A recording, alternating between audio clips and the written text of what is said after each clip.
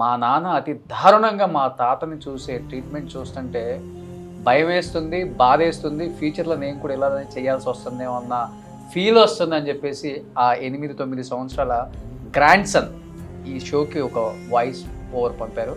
దాన్ని ఒకసారి చూద్దాం. రమ్య గారు ప్లీజ్. షూర్. మా తాతయ్య అరిచినప్పుడల్లా మా డాడీకి ఇరిటేషన్ వస్తుంది. ఆ ఇరిటేషన్లో అరవద్దు అని చెప్పి ఇష్టం వచ్చినట్టు మా తాతయ్యని కొడతారు.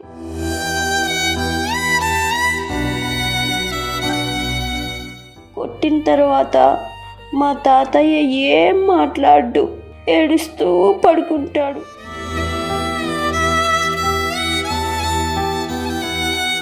మా తాతయ్య ఏడ్చేటప్పుడు మా డాడీ నాకు విలన్లా కనిపిస్తాడు. నాకు మా డాడీని కొట్టాలనిపిస్తుంది కూడా.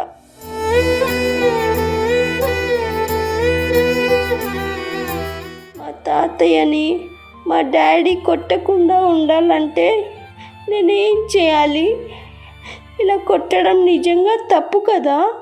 రమ్య గారు ఎపిసోడ్ కట్ చేయండి సార్. డాగ్ని కానీ దేనన్నా ఇంకా పెట్లాగా పెంచుకుంటున్న సొసైటీలో ఉన్నప్పుడు మనిషిని మాత్రం అంతకంటే హీనంగా చూస్తాను. కోడలు అలా చేస్తుంటే కొడుకు 4 పీకెరా నీ భార్యకి చెప్పు మామగారిని బాగా చూడమని, లేదా పనోళ్ళని పెట్టు నీ ఆవిడ చూడకపోతే అనొచ్చు. కొడుకే చూడడానికి ఇంట్రెస్ట్ చూపించకపోతే, ఆయన దగ్గుతుంటే ఆయన అరుస్తుంటే ఈయన అసహించుకుంటూ కొట్టేదాకా మీదకి వెళ్తున్నాడు. అది పిల్లోడు చూస్తున్నాడంటే ఆ పిల్లోడికి నువ్వేం నేర్పిస్తున్నట్లు? ఎందుకు ఇంత హీనంగా మానవతా సంబంధాలు విలువలే లేకుండా బిహేవ్ చేస్తున్నాడు? ప్లీజ్ మోరల్స్ ఎథిక్స్తో పిల్లల్ని పెంచండి. పెంచని చేత కాకపోతే మానేయండి. మంచి మార్గంలో నడిపించడానికి నేను సిద్ధంగా ఉన్నాను, రమ్య గారు సిద్ధంగా ఉన్నారు, సుమన్ టీవీ సిద్ధంగా ఉంది. మీరు కూడా సిద్ధంగా ఉన్నారు అనుకుంటే రావచ్చు, స్వచ్ఛందంగా వచ్చి అక్కడ కూర్చోవచ్చు.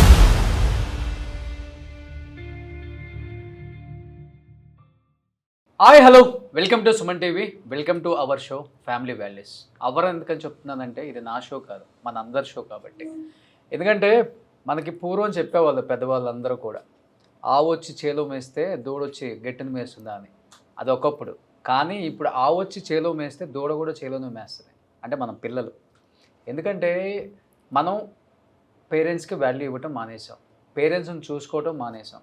పేరెంట్స్ ఆరోగ్యం బాగోలేకపోయినా కానీ రేపు వెళ్దాం, ఎల్లుండి వెళ్దాం, నెక్స్ట్ మంత్ వెళ్దాం అని పోస్ట్ పోన్ చేయడం కూడా చూస్తున్నాం. కానీ వాళ్ళ ఆరోగ్యాలు బాగోలేక ఇంట్లో ఒక కేర్ టేకర్ని పెట్టి చేయించే పేరెంట్స్ని అంటే కిడ్స్ని చూస్తున్నాం. వాళ్ళని భారంగా ఫీల్ అయ్యే పిల్లలు కూడా చూస్తున్నాం. కానీ మీరు ఎప్పుడైతే ఇలా చేస్తారో మీ పిల్లల మైండ్లో కూడా అదే పడుతుంది. అదేంటి మా అమ్మ మా నాన్న, వాళ్ళ అమ్మ తీసేయండి, వాళ్ళ నాన్న అంటే నాన్న అనేవాడు హీరో ఏ ఇంట్లో అయినా. కానీ మా నాన్న ఏంటి మా తాతయ్యని మా అమ్మమ్మని ఇంత భారంగా ఫీల్ అవుతున్నాడు. రేపు నేను కూడా మా నాన్న ఇలానే కదా ఫీల్ అవ్వాల్సిందే, ఇంతే కదా చేయాల్సింది నేను కూడా అనేది. ఎందుకంటే పిల్లలకి మనం ఏం నేర్పిస్తామో పిల్లలు పెద్ద అయ్యేటప్పుడు ఏదైతే నేర్చుకుంటారో పెద్ద అయ్యాక కూడా అదే ఫాలో అవుతారు.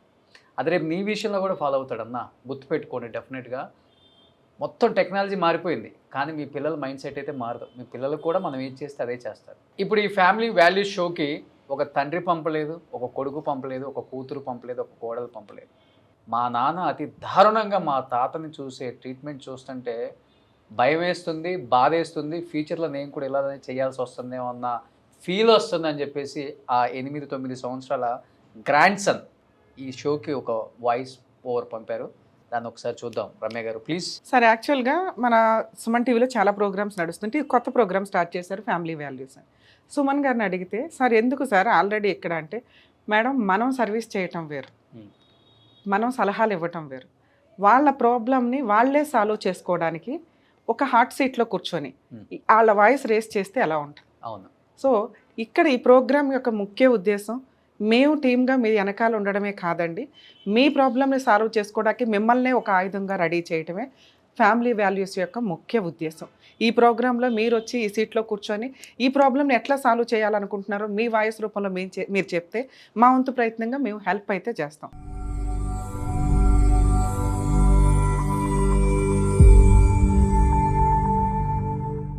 నాకు మా నాన్న అంటే చాలా ఇష్టం.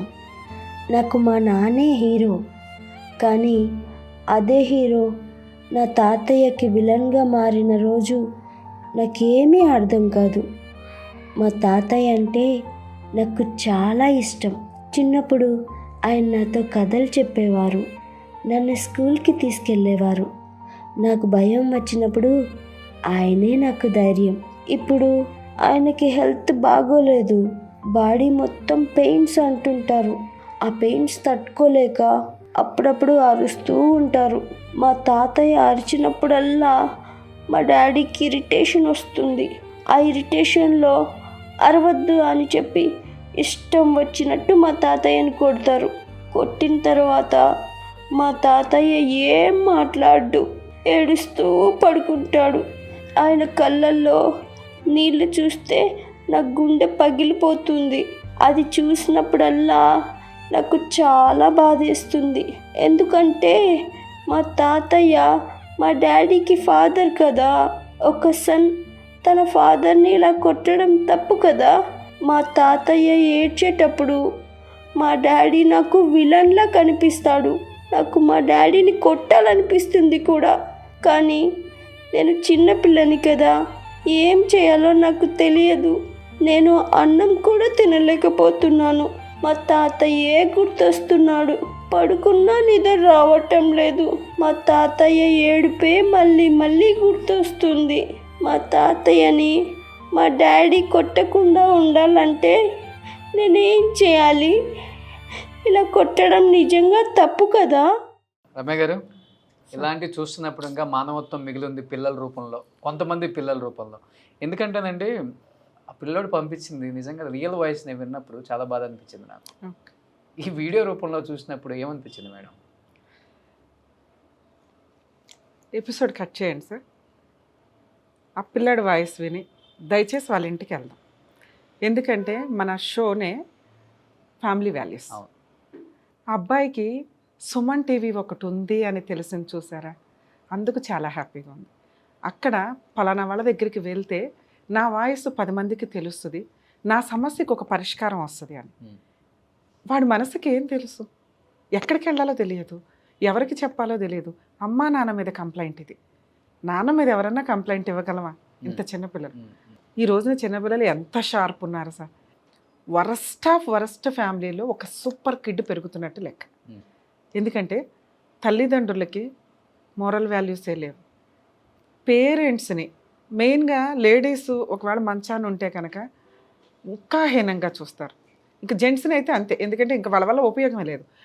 లేడీస్ నానమ్మో ఎవరో అమ్మమ్మ ఎవరైనా కానీ అట్లా వేస్ట్ ఫిలోస్ లాగా పనికి మాలిన ఒక సామాన్ లాగా ఉన్నారు అంటే వాళ్ళకి తిండి పెట్టడం కదా. మనం ఇంకా యానిమల్స్ అన్న అంటే డాగ్ని కానీ దేన్నన్నా ఇంకా పెట్లాగా పెంచుకుంటున్న సొసైటీలో ఉన్నప్పుడు మనిషిని మాత్రం అంతకంటే హీనంగా చూస్తారు.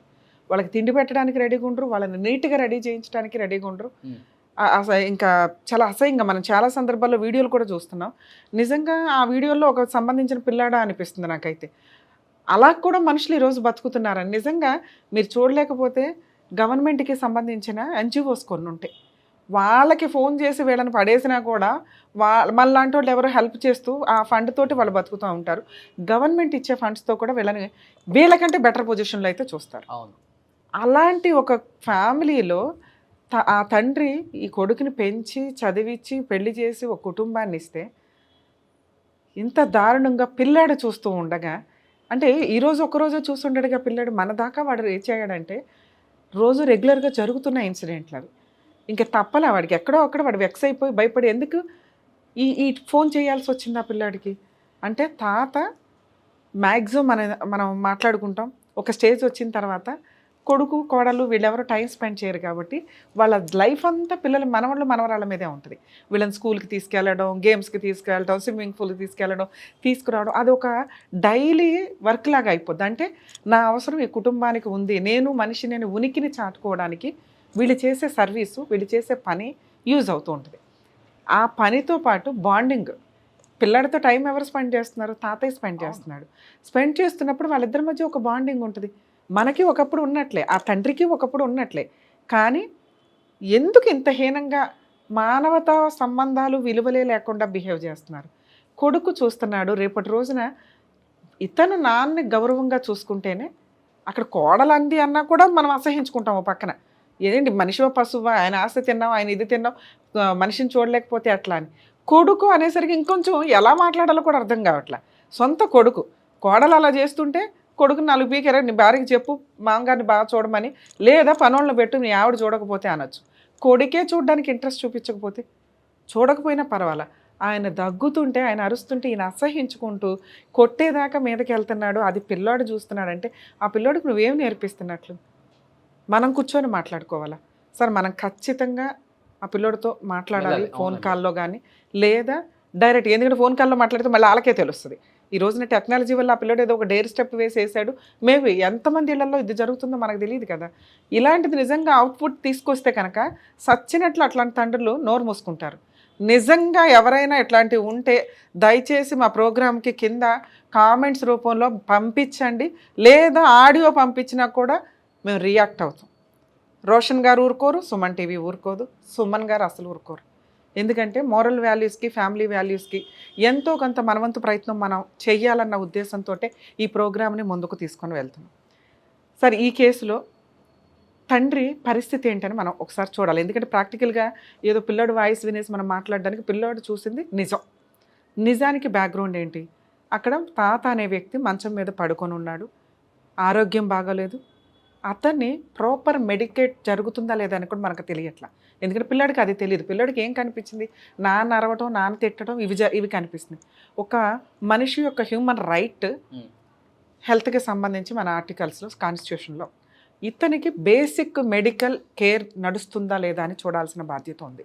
నాన్న ఒకవేళ నువ్వు ఇది చూస్తుంటే మీ తాతకి ప్రాపర్గా మెడికల్ కేర్ నడుస్తుందా లేదా చూడండి, లేదా ఒకవేళ మేమే రాగలిగితే ఖచ్చితంగా మేము వస్తాం, రావడానికి 100% ప్రయత్నిస్తాం.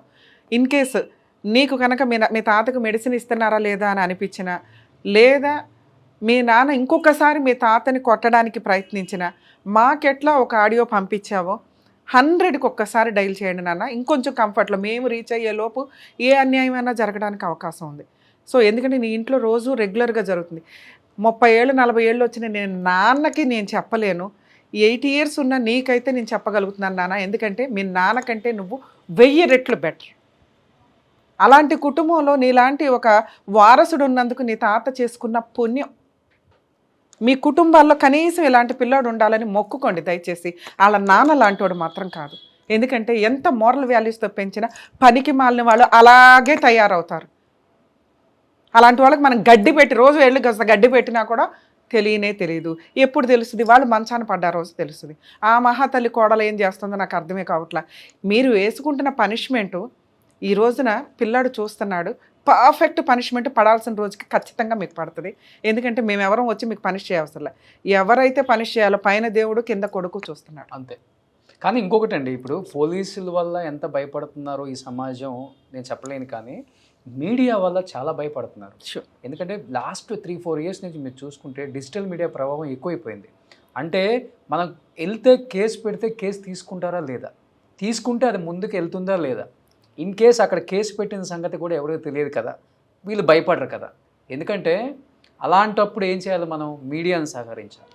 వాళ్ళైతే ఒక 10-15 ఛానళ్ళల్లో ఉన్నట్లుగా మొత్తం వేసేస్తే సిగ్గుపోతుంది. 10 మంది చిచి మీ బతికిదా అని తిడతారు, లేకపోతే ఒక భయం వస్తుంది.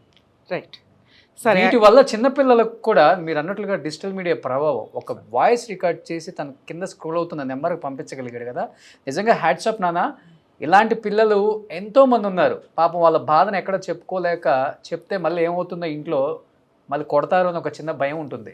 నేను మళ్ళీ చెప్తున్నాను, ఈ ఫ్యామిలీ వాల్యూ షో చూస్తున్న ప్రతి ఒక్కరికి చెప్తున్నాను, నిజంగా మీ ఇంట్లో ప్రతి ఒక్కళ్ళ ఇంట్లో ఏదో ఒక ప్రాబ్లం ఉంటుంది. చిన్న ప్రాబ్లం గురించి నేను చెప్పను, చాలా పెద్ద ప్రాబ్లం ఉంటే కింద స్క్రోల్ అవుతున్న నెంబర్కి మీరు వీడియో రూపంలో కానీ వాయిస్ రూపంలో కానీ, లేకపోతే మాకు డేర్ ఉంది షోకి వచ్చి అక్కడ కూర్చొని మాట్లాడగలను అనుకుంటే అక్కడ కూర్చొని మీరు మాట్లాడవచ్చు. మీ ఫ్యామిలీలో మీరు మాట్లాడితే డెఫినెట్గా సొసైటీలో చూస్తే మా ఫాదర్లోనో మా అమ్మలోనో లేకపోతే మా వాళ్ళలో చేంజ్ వస్తుంది అనుకుంటే డెఫినెట్గా డేరున్న గుండెలు ఎన్నో ఉండుంటాయి. రండి, హ్యాపీగా అక్కడ కూర్చోండి, మీ ఫ్యామిలీలో ఉన్న ప్రాబ్లం మీరే మాట్లాడండి, మీ వాళ్ళకి మీరే బుద్ధి చెప్పండి. అప్పుడు సిగ్గు వస్తుంది, అప్పుడే సిగ్గు వస్తుంది సొసైటీకి. మేమిద్దరం కూర్చోవడం వల్ల, పోలీస్ శాఖకి వెళ్ళటం వల్ల ఎవ్వడు మారడు. ఎందుకు మారో తెలుసా? 4 రోజులు ఈ కేసు నడుస్తుంది, తర్వాత మళ్ళీ పోలీసులు మర్చిపోతారు, ఎన్నో వేల కేసుల్లో నాది ఒక కేసు అనుకుంటాడు. కానీ నీ ఫ్యామిలీలో ఉన్న నువ్వే వచ్చి ఇక్కడ కూర్చున్నావంటే నా వాడే నాకు వెన్నుపోటు పొడిచాడంటారు కదా, అది వెన్నుపోటు కాదు. నేను డైరెక్ట్గా ఇక్కడ సూటిగా ఈ కెమెరాలో చూసి క్వశ్చన్ చేస్తాడు కాబట్టి ఒక భయం వస్తుంది. రమ్య గారు రావాలి, సొసైటీ నిజంగా అలా బయటికి రండి. మీడియా మేము సపోర్ట్ చేస్తాం, మేము ఉందే అందుకు. మంచి మార్గంలో నడిపించడానికి నేను సిద్ధంగా ఉన్నాను, రమ్య గారు సిద్ధంగా ఉన్నారు, సుమన్ టీవీ సిద్ధంగా ఉంది. మీరు కూడా సిద్ధంగా ఉన్నారు అనుకుంటే రావచ్చు, స్వచ్ఛందంగా వచ్చి అక్కడ కూర్చోవచ్చు. కింద స్క్రోల్ అవుతున్న నెంబర్కి కాల్ చేయండి, హ్యాపీగా రండి. ఎందుకు చెప్తున్నానంటే దయచేసి ఎవరు కూడా కుటుంబ విలువల్ని చంపమాకండి. చంపి అంటే మీ పిల్లలకు కూడా ఇది నేర్పించే ప్రయత్నం అయితే చెయ్యొద్దు. నిజంగా మీకు చూడకపోతే మేడం చెప్పినట్లు ఎన్నో గవర్నమెంట్కి సంబంధించిన ఎన్జిఓస్ ఉన్నాయి. అమ్మ మా డబ్బు పెట్టాలి, మేము ఎంత స్తోమత ఉందా అనుకునే వాళ్ళకి నేను చెప్తుంది, ప్లీజ్ బంధాల గురించి బాంధవ్యాల గురించి సినిమాలలో చూస్తాం కానీ దాన్ని ఫాలో అవ్వం. ఫస్ట్ ఆఫ్ ఆల్ బంధాలు అయితే కిల్ చేయొద్దు ప్లీజ్. మోరల్స్ ఎథిక్స్తో పిల్లల్ని పెంచండి, చేతకపోతే మానేయండి. పిల్లల్ని పెంచేటప్పుడు 100 సార్లు ఆలోచించండి. ఒక పిచ్చి మొక్క నాటుతున్నామా, 10 మందికి ఉపయోగపడే మొక్క నాటుతున్నామా అనేది బేసిక్ ఆలోచన లేకపోతే అదే ముళ్ళ కంచె మిమ్మల్ని గుచ్చుకుంటుంది. ఆ తండ్రి తస్మాత్ జాగ్రత్త. థ్యాంక్ యూ రమ్య గారు, థ్యాంక్ యూ సో మచ్ అండి.